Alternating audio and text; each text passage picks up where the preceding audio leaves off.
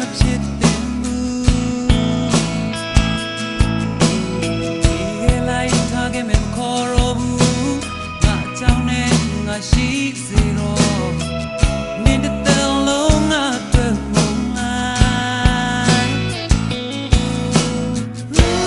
မင်းအတွက်ငါမိုက်ပါပဲအမောင်မယောင်တွေမဲ့တော့ငါဘဝကိုအတင်းနာမင်းမချစ်လိုက်နဲ့oh